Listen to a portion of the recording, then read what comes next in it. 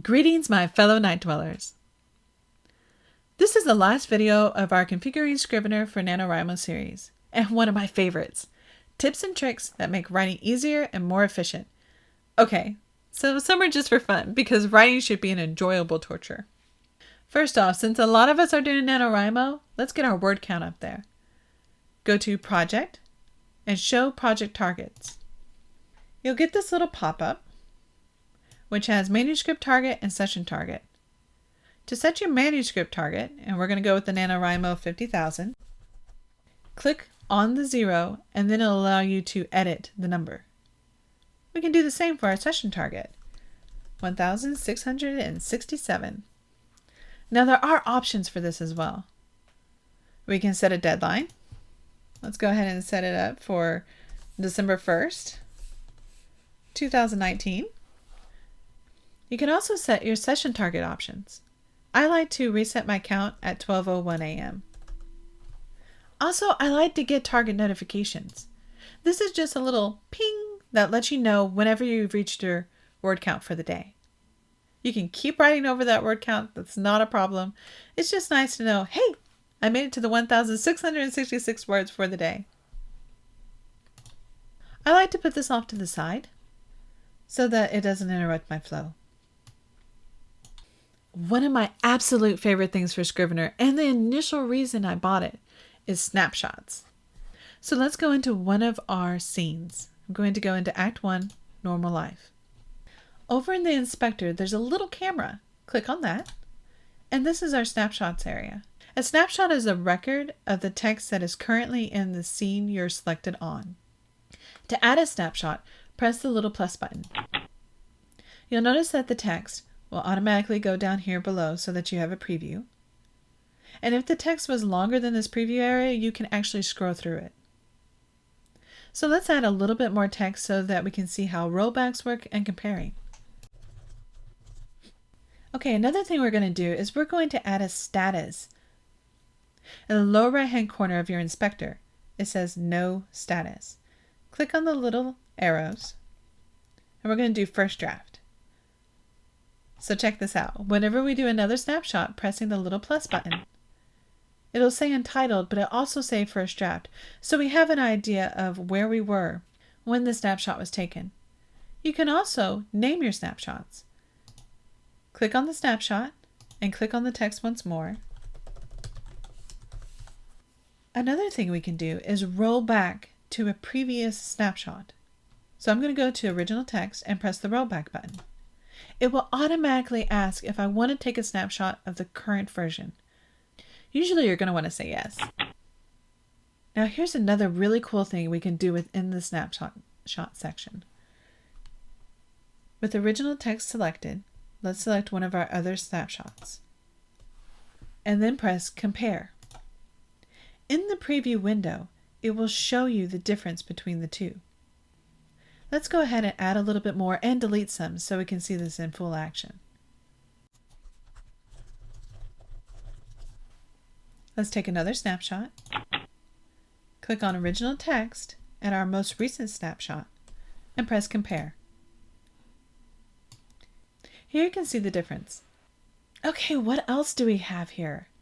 Oh, I love split screen. I end up using this on a regular basis.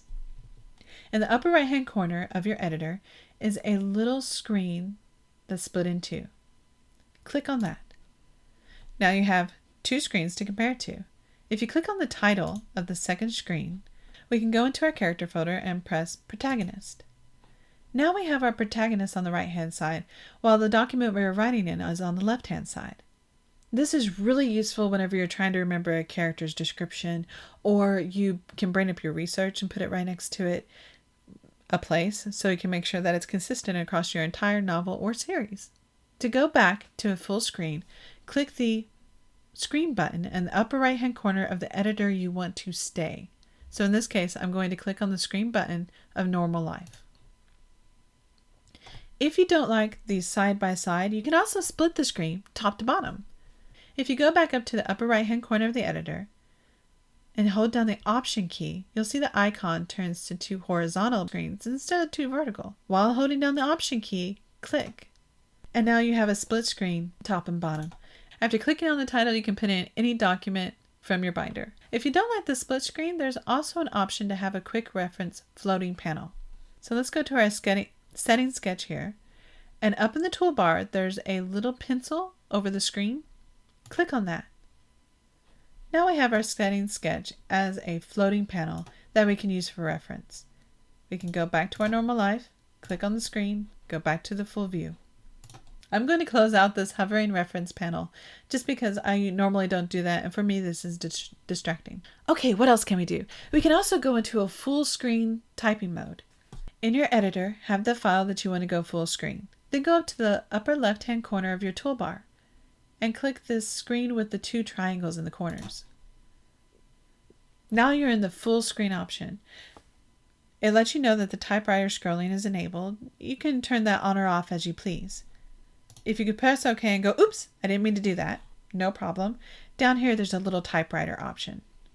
I'm going to close out our target panel window over here so you can see what the full screen really looks like. There are a lot of options for full screen. You can have the background fade out only slightly or all the way. You can have your keywords show. You can have the focus be only on the line you're working on. You can go to anywhere in your binder. Pull up your inspector. Increase the paper width or the position, and look at the text scale. A lot of people like to work at a larger text size, just because it's easier to see. To exit out, you can either press the icon in the lower right-hand corner, or you can press the Escape key, and that'll take you back to your regular project. If you have a lot of research or you've bookmarked a lot of web pages, this next part is for you. Let's go to our research folder and go to Name Research. Over in the right-hand side, there's a little icon that looks like a flag. Click it. This is your bookmarks area. Now your bookmarks can come from inside of your project or outside. Click on the little gear, and let's go to Add Internal Bookmark. We can put one of our characters, like our protagonist. In our preview area, we'll have our protagonist's document all set up and ready to go for our reference. One of my favorite things you can do is add a website into our bookmarks. So let's go to the Scrivener website. Copy. Return back to our project. Inside of Bookmarks, go to the gear, add External Bookmark. And then you paste in the URL and give it a title. If you are connected to the internet, you can press Load Web Page, and the web page will be loaded into the preview area. I found this very useful for my research. I put locations, maps, all kinds of things over into this reference area. And since it's linked, it takes a lot of the bloat out of your document. If this little preview area is too small, you can also view it in the Quick Look. Go to Open in Quick Look, and you'll have a larger version that you can look at. Another option, especially if you're going to be offline a lot, is to import a web page. Let's go ahead and start a new research document. Clicking the plus sign, go up to the plus sign, click the drop down, and put Import Web Page. Put in the URL, it automatically remembered which one we had copied in, and press OK. It has imported the entire website into our document. If you're offline, you can still view this website. Now, grant you, it'll only be the page that you brought in. So if there's multiple pages on a website that you want to view, you'll have to import each one. Personally, I prefer to put them in as bookmarks. Okay, let's go to our characters. In our inspector, let's go back to the notes view, or this little notepad in the far left. Here we already have our image, so let's go to our love interest and add him in as well. And maybe our villain. Now here's why I wanted to do that. If you go to characters and you look at it in the Corkboard view, you'll now see that since we put those pictures into the synopsis, they show up as our preview on the cards. Some people are more visually motivated. If that's you, I highly suggest this way of organizing your corkboard. One of my other favorite customizations is icons. So let's go down to our template sheet. I like my main character sketches to be a bit more obvious whenever I'm looking through my character folder. So right-click on your character sketch, go to Change Icon, Characters, and there's a little mask. Now anytime I add a new character sketch to the character folder, it'll have this mask icon. I do the same thing for my location sketch. Right click, change icon, and I like to do the little pinpoint map for my location. Place, right click, change icon, and for this one I do a little flag. Let's go back to our places. I'm going to add in a location sketch, so add, new from template, location sketch, and I'm going to go ahead and add in our place sketch as well. As you can see, it's so much easier to pick out which one's location, which one's places, etc. I like this type of organization because then I can reference really quickly and get back to my writing. And you can do this for anything. You can do it for your folders, notes, research, anything you like. You can also do it on individual documents. So if you have a document that needs some work, you can change its icon, maybe to a question mark.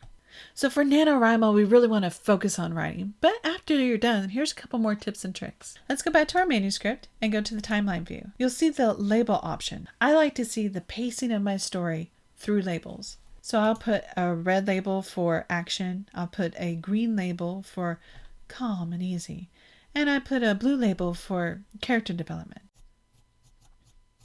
Now I go through my entire document and do this. What that helps me do is visualize the pacing of my story. So if I see a bunch of red all together, I realize that my reader might need a little bit of a breather. Or if I see a lot of green in one place, I'll realize that my reader might be getting a little tired and needs some action. Now, if you don't like it being called red, blue, green, etc., you can change the names of your labels. Go to the bottom of your inspector. In this case, it already has the label red. Click on the small arrows and go to Edit. Here you'll be able to change your label's name. Again, you can click on it and then click on the text to change the name. You can also add new colors here by pressing the plus button, giving it, let's call it action. And then you can double click on the color circle and choose the label color. I end up using labels a lot in my documents. And just a quick note, while we're in here, you can also change your status list. So if you have like a needs work, you can add that in as well. Okay, now you've written your first draft. So here's one of my editing tricks. Go to Project, Statistics. This will give you an idea of your entire document. It'll give you words, characters, paragraphs, sentence length. But one of my favorite parts of this is the word frequency. Here you can look to see how much you're using your filler words. Perhaps. And then things of that nature. You don't have to delete all filler words out of your document, of course, but if you find you're using them a lot, it might help to search through your document, find where you're using them, and if there's an alternative way to write that paragraph or sentence. That's all I have for now. I hope this series has made Scrivener feel more familiar and less overwhelming, so you can dive into your manuscript with all the resources right at your fingertips. Thank you for tuning in to Fiction's Darker Side. If you enjoyed this video, please consider giving a thumbs up. The Inner Demons are always busy composing writing-related tool tutorials, bullet journal spreads, and advice conversation videos. If there's a topic you'd like to see, drop it in the comments below or ping me on social media.